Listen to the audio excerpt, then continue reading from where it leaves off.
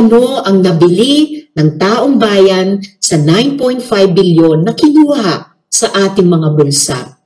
Isang sports center na isang buwan pa lamang ginamit at malamang hanggang sa ngayon ay ginagastusan pa natin ng maintenance. Hindi kaya magiging white elephant ang mga facilities na ito?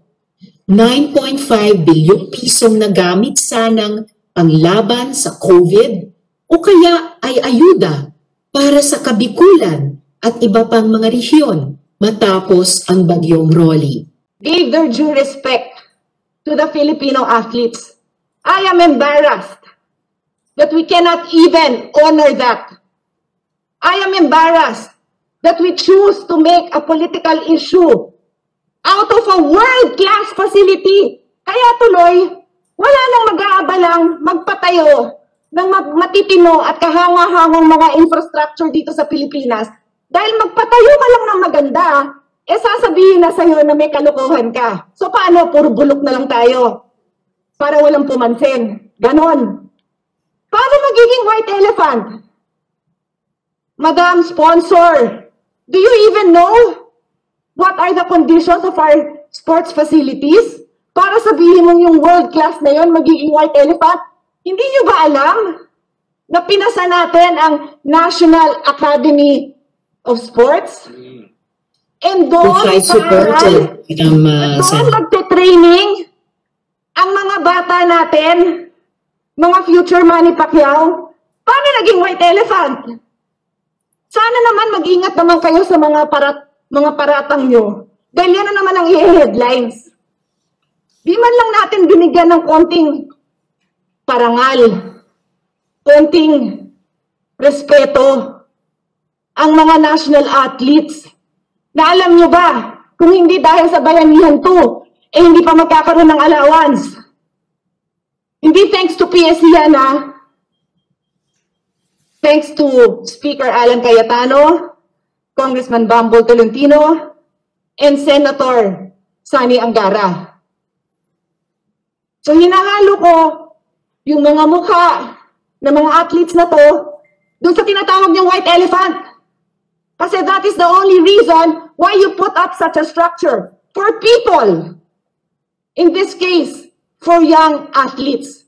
So I cannot separate their faces and their names from the structure that you now want people to cast doubt upon. Again, I do not have the details. Wala akong hawak na papel, but I have to stand up for BCDA, for the architects, for the engineers, for every single construction worker that worked overtime. Madam Sponsor, alam niyo ba 24/7 nagtrabaho yon para makadeliver tayo sa Southeast Asian Games? Di ba mas kahihiyan yun na nag-umpisa Southeast Asian Games tapos hindi natapos yun? Nanood ba kayo? Nandun ako, nanood ako. Nanalo tayo ng mga kung ano-anong event. Yung pole vaulter natin, he claimed the gold. Si EJ Obiena, he was supposed to compete in the Olympics. Pero hindi natuloy yung Olympics. At least, nagka-Southeast Asian gold medal siya, di ba? At least, nanalo siya in his own country. Napanood siya ng tatay niya, na coach niya. Ganon ang kalagayan ng mga athletes. Madam Sponsor, yung nanalo ng marathon, taga Cagayan de Oro siya. Umiiyak siya nung nakita ko siya after niya, hindi niya akalain mananalo siya. Alam niyo bang na-lockdown siya dito for how many months, hindi nakauwi.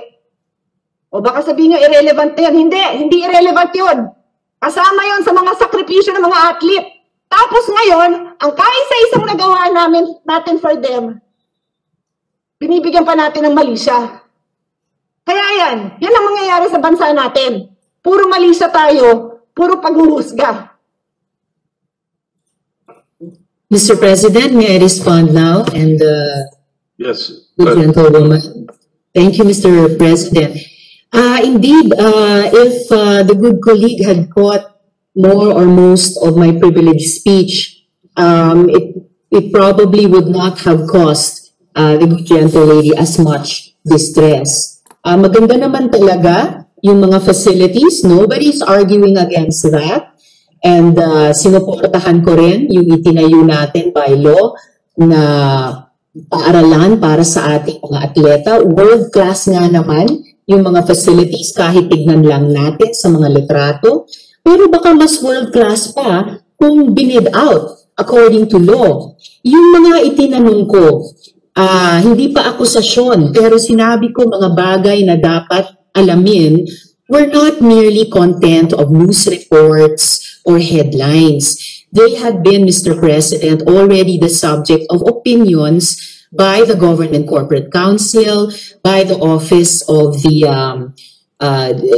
GCG, the Government Commission on GOCCs, and very importantly, Mr. President, the Commission on Audit, na lagi naman natin ginagamit na gabay para sa pag-oversee ng tamang at optimal na paggamit ng government funds at pati sa pagsisiyasat ng ating mga proposed budget tulad ng ginagawa natin sa ngayon. Maganda talaga yung facilities, but does this excuse the possibility of cutting corners, which I repeat, Mr. President, my speech was not the first to raise questions about, pero may aktual na mga opinyon at observation bago sa araw na ito ng COA, ng GCG at ng Office of the Government, OGCC. And the COA findings themselves were adverse, Mr. President. Kaya it behooves us to consider the possibility of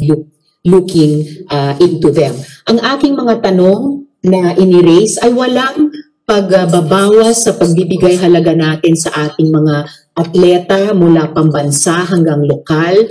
Hindi binabawi ang ating suporta sa education and athletic support sa ating mga athletes at student athletes. Ito ay panay tungkol sa inobserbahan pa o hindi ang mga ayon sa batas dapat na inobserbahan kung totoong joint venture yan o hindi ba dapat sa ilalim ng Build, Operate, and Transfer Law, kung kaya't mas mahigpit na bidding, at pag-iwas na ito ay naging bang isang behest loan. At pati yung tanong ko po tungkol sa ito ba ay magiging white elephant lamang, it was precisely in the body of my speech coached in the form of a question. Kasi ayaw natin na ang ganitong world-class or magandang facilities ay mahulog na lang sa ganyang status. Lalo na naging stage na siya ng pagkamit ng glory o karangalan ng ating mga atleta. So ito po, Mr. President, ay mga tanong na maaaring unang beses ni-raise natin dito sa loob ng Senado, pero nauna na yung mga constitutional at executive bodies sa ganitong klaseng mga opinyon at obserbasyon. And I think it is well within the mandate of the Senate to also consider looking into these questions, Mr. President. Mr. President, like I said, I do not have the details. Wala ho akong panahon sa ngayon na aralin yon dahil I am sponsoring CREATE and I am the Senior Vice Chair of the Committee on Finance. Pero pag pinagpatuloy pa ni Senator Risa sa ganitong panahon, na katulad nga ng sinabi ko, yung mga athletes na yan, na lockdown, hindi nakauwi, 10 buwan, walang allowance, 10 buwan, walang allowance. This is their livelihood. And you know, the only thing they have left is their pride. So when we do things like that, we slap them in the face. That is what we do, Mr. President. And when Her Honor chooses to use words like white elephant, you make the people who bother listening to us, if there are still people who bother to listen to us, the more that they question our judgment, the more that they question the things that we do to make those who need more in life, to give them a better life. And that is exactly what that project was all about. Ba't kakainin ba natin yun? Hindi. So, ba't tinayo yun? Kasi nga may purpose. We were in line to sponsor, to host the Southeast Asian Games. Was there enough time to go through all the steps? I don't know. But I am sure there's a logical reason because the president of BCDA is one of those persons that is highly respected in this government. He was pulled in to assist the IATF with the testing, the capacity building, putting up quarantine centers. Hindi mag-aabala si Vince Dizon na mag-cut short lang ng corners para lang batikusin ng ganito. Ginawa niya yon para mapatayuan ng may pagmamalaki namang stadium ang Pilipinas. So I leave it at that. I leave it at that, Mr. President. But I sincerely regret, in as much as we all have the right to stand up here for anything that we want to talk about, we do. Pwede, lahat tayo may right.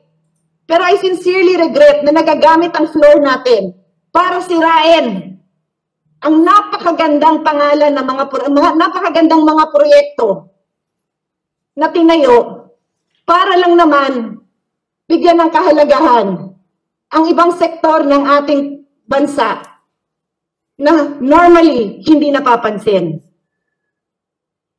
They are normally training, like I said, umiyak sila nung tumuntong sila sa tarp nung track oval na yon. Umiyak sila. Sabi nila, wow, ang lambot. Sabi ko, ba't saan ba kayo nagte-training? Ma'am, dun sa track oval na sira-sira na, sa Pangasinan. Ha? Paano kayo nakarating ng Pangasinan? Eh, wala na ho kami mapag-trainingan sa Metro Manila. And then their facilities, nakatira na rin ako sa Rizal Memorial. As I said, I was a national team athlete. Yung tinirahan ko sa Rizal Memorial noong 1983, awa ng Diyos, ganun pa rin ang itsura. Kung hindi pa natin pinatayo ang track oval sa University of the Philippines, which is open to all, inabot ng mga anak ko, 30 years after I graduated, the same track and football field ng UP. O so siguro si UP, sinundan nila by the letter every single step. Awa ng Diyos, inabot ng 4 na taon. Nag-graduate na yung anak ko, never niya na nakitang yung field na yun. That is how infrastructure projects in the Philippines go along. So if you don't want the people to dream, if you don't take a stand and give honor to what should be honored, the people who did right, then we'll just watch our country crumble because we're just going to be finger pointing every step of the way. And I take offense as an athlete, as a mother of athletes, as a mentor and as a friend of all these athletes, whose sole pride was to be able to see such a structure built in their honor, questioned and castigated in this manner. Salamat po. Mr. President, hindi ginagamit, but we take the floor to hold people to account. No more, no less. At yung ganyang prinsipyo ay ni-raise na rin ng previous opinions and observations, as I said, ng GCG, ng OGCC, at ng COA. And speaking of, was there enough time to do things by the book, to be sure not to cut corners, to observe all the processes under the law? Sigurado, Mr. President, there would have been time.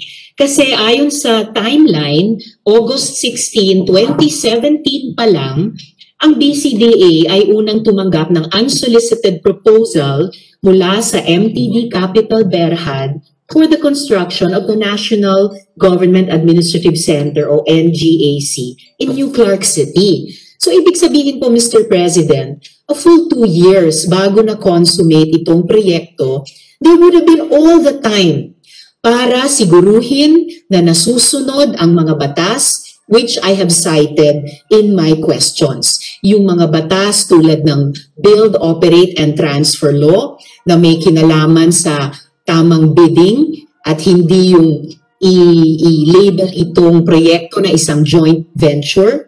Yung batas nga tungkol sa bidding at procurement o new procurement law, yung mga batas sa ating banking sector na dahil sa ating kasaysayan ay nagsisiguro na hindi behest loan ang posibleng makuha sa ganitong mga proseso. At yung ibang mga batas na nagsisiguro na tama at optimally ginagamit natin ang public funds para sa patuloy na pagtataguyod ng ating public infrastructure, including sports infrastructure. So even on that point of time, Mr. President, which the gentle lady mentioned, I would surmise certainly there would have been enough time to do things by the book, observe all the nitty-gritty nitong mga batas na may kinalaman sa ganitong mga proyekto at proseso, Mr. President.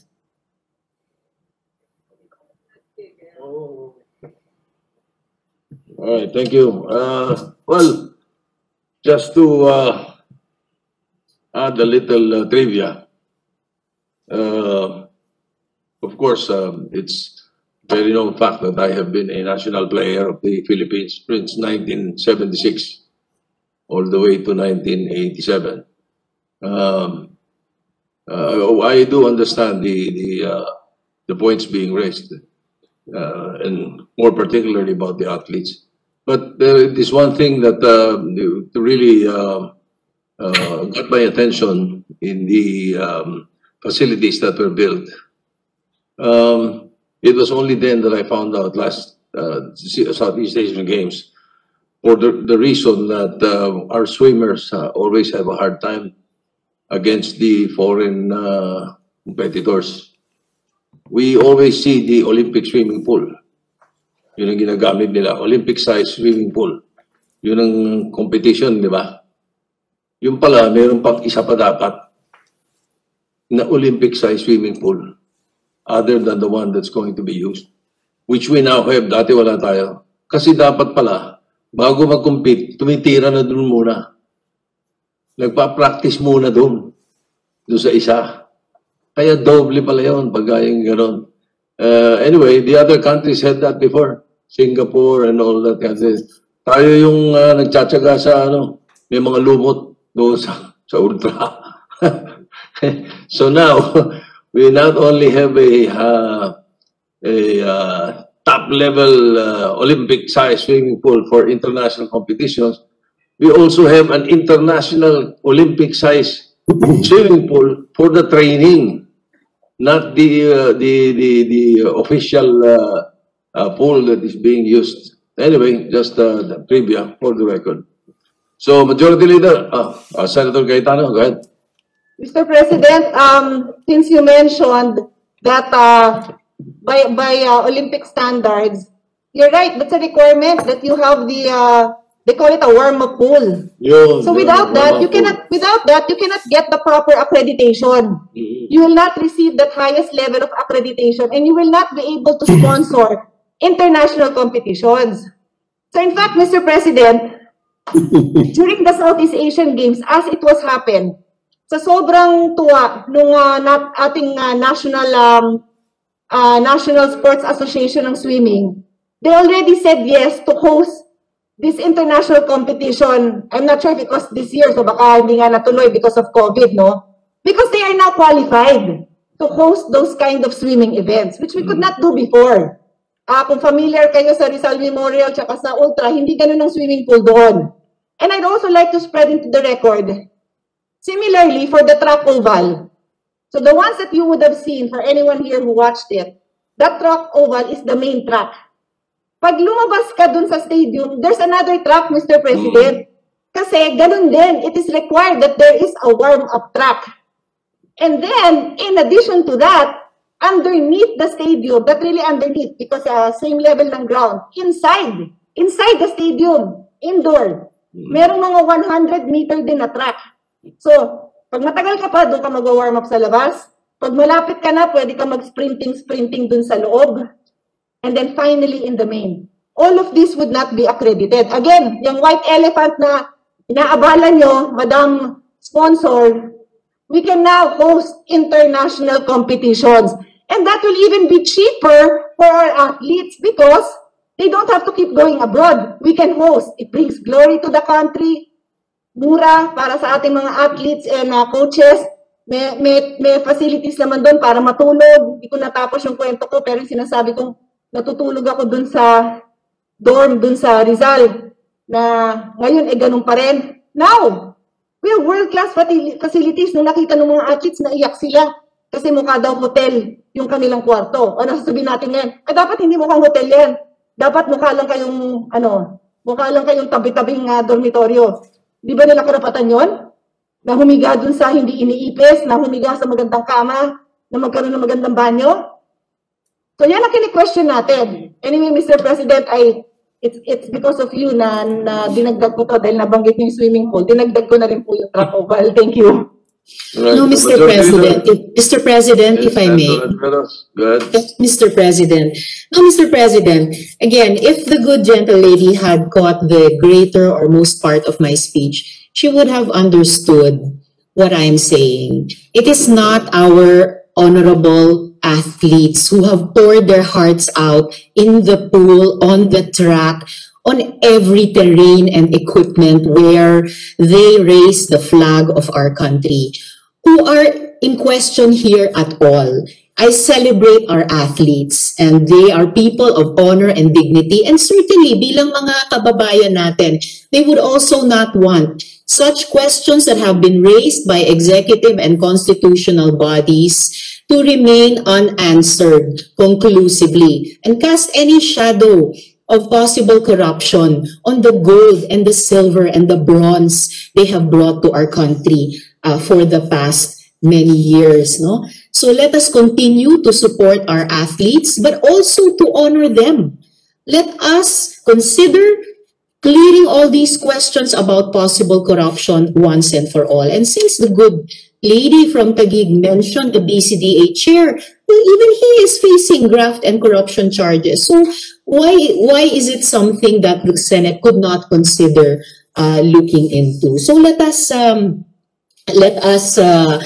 understand clearly what each one of us expresses when we take the floor to deliver a privileged speech. Klarong-klaro ko, Mr. President, yung mga bodies na ini-reiterate ko yung mga tanong sa kanila, BCDA, MTD Berhad, at ang DBP. At klarong-klaro rin yung mga batas na itinanong ko kaugnay nitong mga issue. Walang kinalaman po sa ating mga atleta. Untarnished ang kanila pong mga tagumpay para sa ating bansa. Ang kailangan pang klaruhin ay itong mga issue na iniraise na dati ng COA at iba pa at ngayong araw ay niraise ko rin sa floor. At saka lastly, papangit ba ang mga facilities natin kung ibinid out? Hindi rin naman, di ba? Salamat po ng marami, Mr. President.